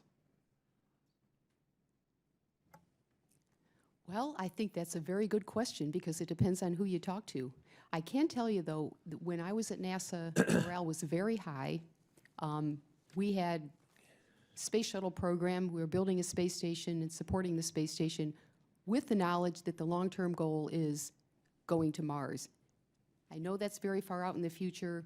I sure hope I'm alive when people walk on the surface of Mars, but I'm pretty sure my kids are going to be here when we walk on Mars, and I think we're gonna get there. But to answer your question, you know, I think that's not entirely clear to me. I know that when I did surveys like that, I gave NASA the highest ratings possible because I felt that the leadership within the astronaut office and flight crew operations and even at Johnson Space Center was outstanding. And I think that was the perception of my coworkers also. Every organization has its cultural issues. I would have to say of all the places I've worked, NASA is the tops, no doubt. Let me follow up. Representative, oh, excuse me. Okay, when the Constellation program was canceled, what happened shortly after that was people thought, did I just lose my job? What am I going to do tomorrow? Do I go to work tomorrow? And I think there was a very unstable period there, and I'm not even sure that the bosses knew what to tell their people. Just keep coming to work, just keep doing what you're doing, but when am I going to lose my job? So I think that's really a tough question to answer. I can see both sides of the issue. Let me ask a follow-up. Representative Culberson also, in his testimony, talked about, I think it was 27 projects, major projects have been canceled, $20 billion that basically had to be written off, invested, but then lost. If you had a 10-year administrator who emerges from this new board, is it less likely that these projects would have had to be canceled?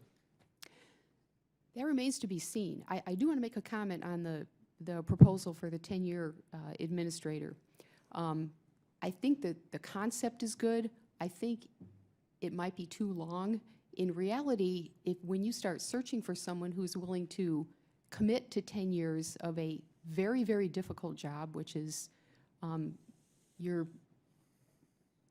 it may be hard to find somebody of all the qualified people out there that want to initially commit for 10 years, and then how do you know that they'd be willing to stay that long? It's just a long period of time. If you went more with 5 or 6, I think your pool of qualified potentials out there would be bigger, and you'd have more people willing to take on the very difficult job of NASA administrator. But I think it remains to be seen. On the surface, I would say yes. Okay. Just great. based on what I have seen with other government agencies. Let me one last question, Dr. Griffin. So in the bill proposes a budget proposed by the management board, in addition to the one proposed by NASA and OMB and what we work out here on the Hill. Do you have any concerns about a board proposing a detailed budget when they have neither the management responsibilities nor the accountability for delivering results? Well, I do.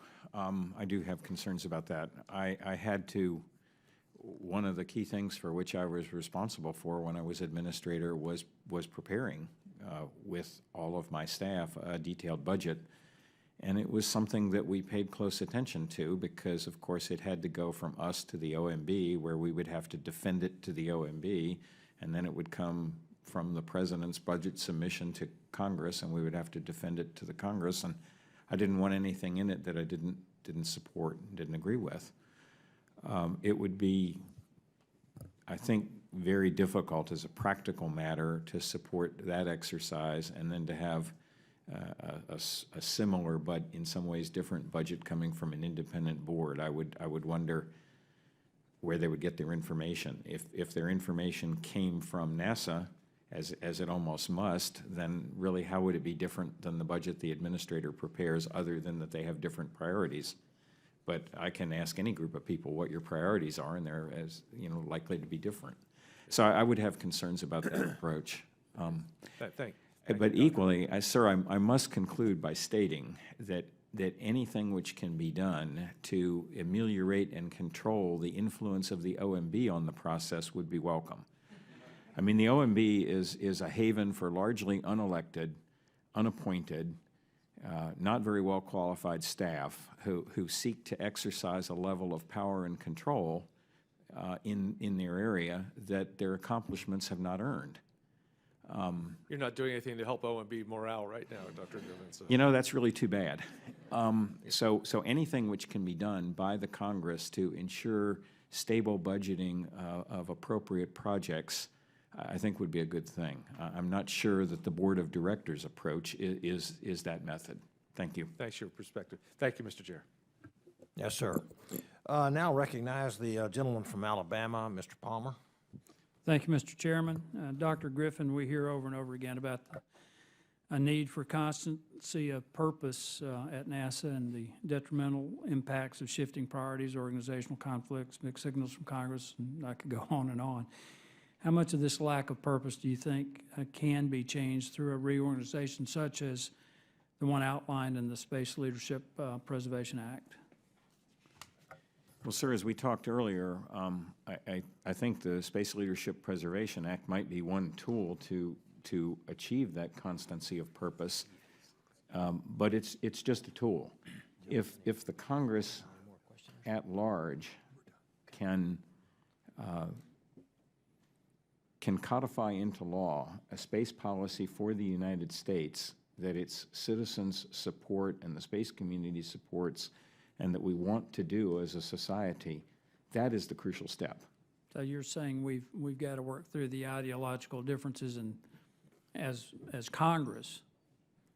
Yes, sir. And I will remind you, if that sounds a hopeless task, I was here. Well, if it were up to my colleague from Colorado and me, we could work this out fairly quickly. But we did this in 2003 and 4, following the loss of Columbia, and for a 2-year period, there were, I myself participated in 4 hearings in both House and Senate, along with many, many other people, and these things were thrashed out, and we emerged from that period with a good plan. I come from an engineering background, and I believe the space program is fundamentally more engineering than science. Obviously, there's science, and in engineering, I think anyone who's been involved in that field understands that you have to have clearly defined objectives. Otherwise, you'll never build to design. And you will spend an enormous amount of money and get nothing. And so I do think we've got to have a vision that we can design to, which I guess, does the lack of continuity at NASA affect some programs more intensely than it does others? I couldn't agree more with your comments, sir. I could not agree more. And the longer term and larger the project is, the more that lack of consistency of purpose affects it. If I have a discovery program, a small satellite mission program to another planet that costs $500 million and can be done in 3 or 4 or 5 years, then no, such a program would not be much affected. If we're talking about recreating a new heavy lift launch vehicle, as we are with the Space Launch System that Colonel Collins mentioned earlier today, well, that is a multi-year proposition and a multi-billion-dollar proposition, and it needs to be sustained or not done at all. I've actually visited the facility where that work is being done, and it needs to be completed because there's not a whole lot of use for it if we don't. And I think many of my colleagues here would agree with this, that we do need to allow NASA to define the vision with our oversight, but get behind it.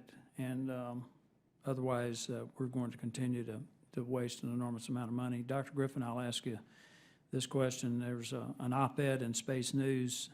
Mary Lynn Dittmer of the Coalition for Deep Space Exploration touts the flexibility of the Space Launch System, which was just mentioned, which will be capable of launching a wide array of missions. Given the lack of continuity, how important is it for NASA systems to be adaptable to changing priorities?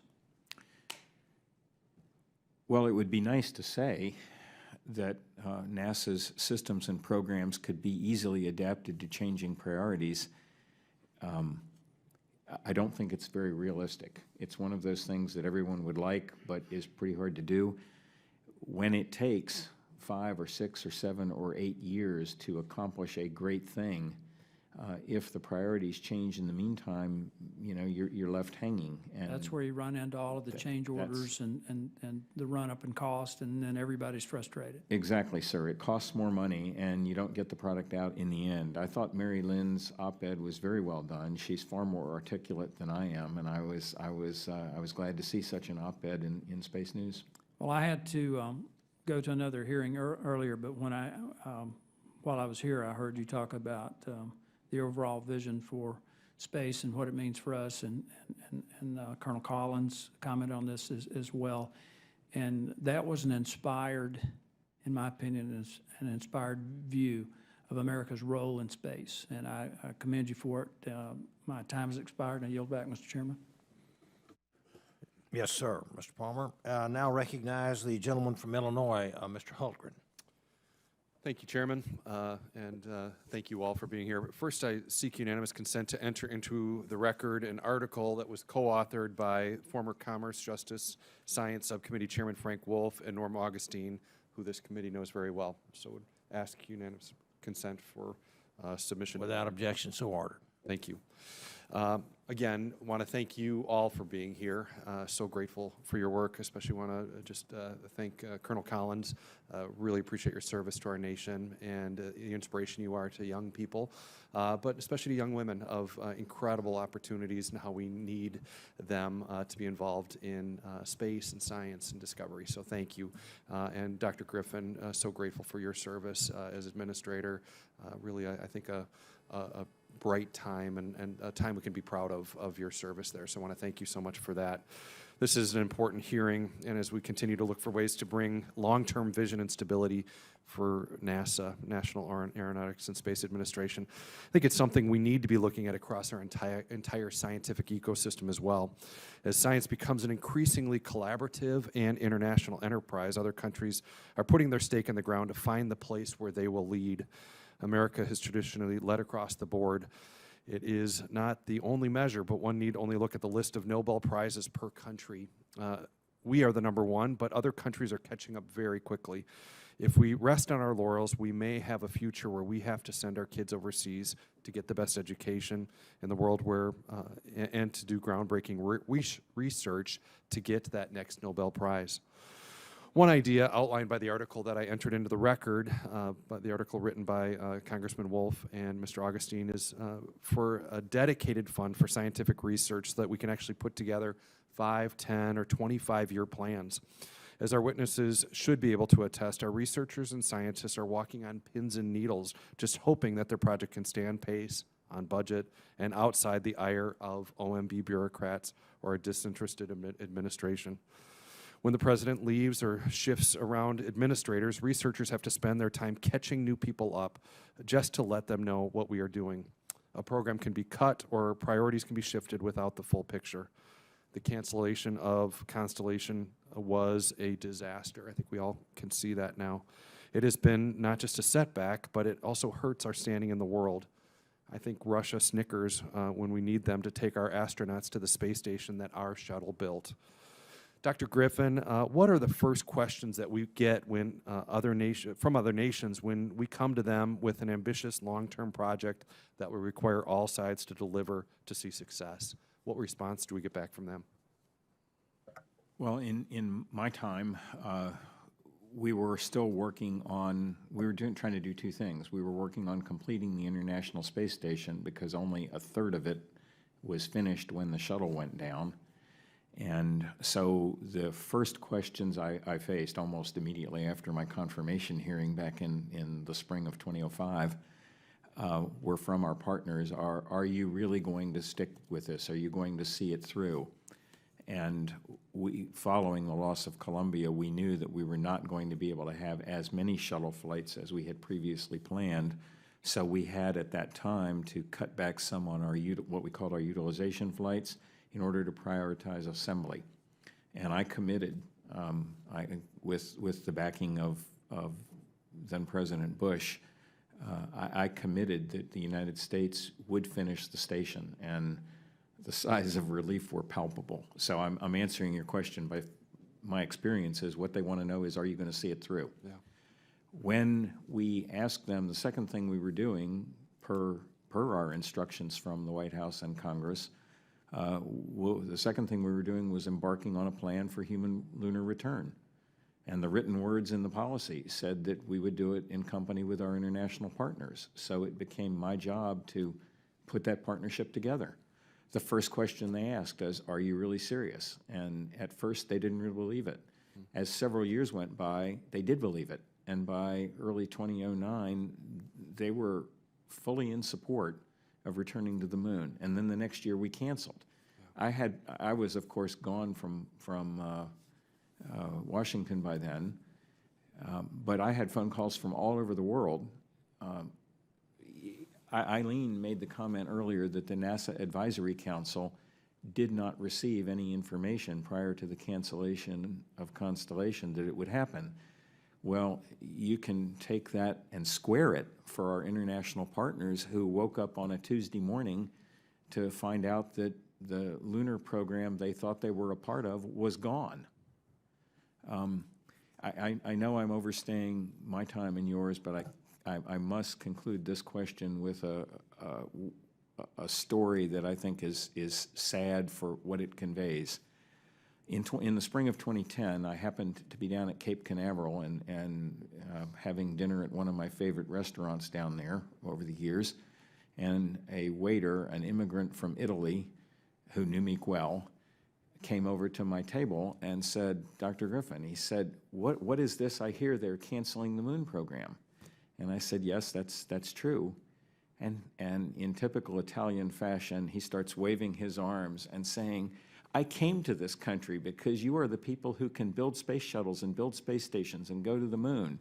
He said, and now you're not? He says, what is it with these people? Do they not know what it means to be a superpower? And I will never forget that conversation. That is what people from other countries think of us when we start and stop. Thank you. Thank you. Well, I totally agree. My time is up, but really, we need to put our money where our mouth is. We need to follow through on our commitments, and so I appreciate, again, my time is up. I yield back, Chairman. Thank you. Yes, sir. I now recognize the gentleman from Georgia, Mr. Loudermilk. Well, thank you, Mr. Chairman. Dr. Griffin, I know during your tenure at NASA, you put a lot of focus on international cooperation, but you were cautious about putting international partners on a critical path, especially from the lessons from the International Space Station program. What recommendations would you have for the future administrators regarding international cooperation?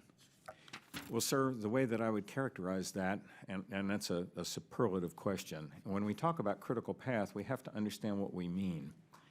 Certainly, our international partners in terms of our lunar program were, I'll use the quote, on the critical path for a lunar base. Because the United States certainly wasn't going to build everything we needed for a human outpost on the moon, far from it. When I say that it's a good idea to keep partners off the critical path, and that may apply as well internally to the country as externally, a given piece of hardware, a given mission support function should probably, as best you can, be confined to one entity. So we were going to build the heavy lift rocket. Maybe the habitat would be furnished by the European Space Agency. Maybe a laboratory would come from Japan, something like that. Maybe the power system would come from France, which, you know, is, as you know, 80% nuclear domestically. So my comments about critical path have, I think, in the past often been misinterpreted. When we're doing international programs, we need everybody's contribution. But I don't want to build a car by having, you know, the tires come from one manufacturer and the engine from, I think you get my point. Yeah, I appreciate that.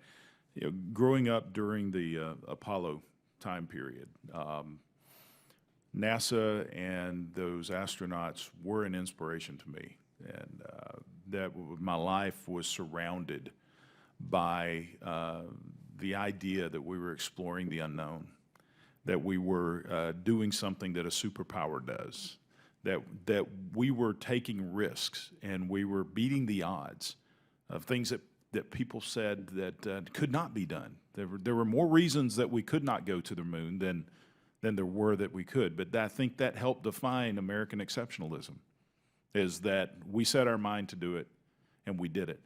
And I think that inspiration set us on a path to further greatness. And I know it inspired me. It inspired a lot of my schoolmates. What can we do going forward so that our space exploration will have that type of impact on the generations that are following us? It seems, I know that there is a lack of inspiration, I think, in our education system, because a lot of children are asking, where are we going? What are we doing? What am I here for? At least during that time period of my life, there was a destiny. We had a purpose. And for Colonel or Dr. Griffin, anyone, will we ever see that time again? Well, thank you for the question. I think that's great. And obviously, the mission we had, now I was inspired by the Gemini astronauts as well as the Apollo astronauts. I wanted to be one of them as a young child, and it led me into the study of math and science and eventually becoming a pilot in the Air Force. And I was Air Force as well, so thank you. Yeah, and it was just seeing what can be done. I wanted to be part of it because it was, to me, it was just a great adventure. And to answer your question, though, we need to teach our teachers, because every astronaut cannot be in every classroom. Right. Now, I learned about the space program from a magazine. There's not enough astronauts to get in all the classrooms. I wish there were, but the teachers need to have continuing education, because I think some of them are a little bit afraid to teach space because they think the kids might know more than they do. So some of them, they don't they want an astronaut to come in the classroom, but otherwise they don't want to talk about it. So education for the teachers, so they can get pumped up. And it doesn't have to be done by the U.S. government. A lot of private entities, educational groups around the country teach teachers, and I think we need to do more of that because that'll get more young people involved, not just in the space program, but we're becoming, you know, so much more technical. We need kids in cyber, we need kids in engineering, energy. It's everything, but you can tie it all to the space program. That's right. I mean, and as I go back and look at movies such as The Right Stuff, the one that Tom Hanks did, the series, what emphasized to me was the ingenuity beyond just the engineering, but the thinking outside the box, the development of the lunar landing module, how we broke every other design because we needed to make it lighter. Whoever thought of a pilot standing up? But these are the types of things that we just broke the mold and decided we're going to do it our way. And that's the type of thing I think that we need to see again, something to inspire this next generation to move forward and take what the hearing we had yesterday was the discovery of magnetic waves. Well, one of the questions was, how is that going to be a practical application? Well, in my sense, the guys who discovered it are not going to be the ones who will take it and make a practical application, but it's the next generation will take that discovery and then match that to something. And I applaud you for what you're doing. I still admire those who have the courage to break the surly bonds of Earth and go and explore the great unknown. And thank you. Thank you, Mr. Loudermilk. And I want to thank the witnesses. This is one of the best hearings I have attended since being a member of Congress and member of this committee. And I want to thank the members for their questions. And the record will remain open for 2 weeks for additional written comments and written questions from any members who desire to do so. Without any more ado, this hearing is adjourned. Good job, Tom. Good little speech you wrote, too.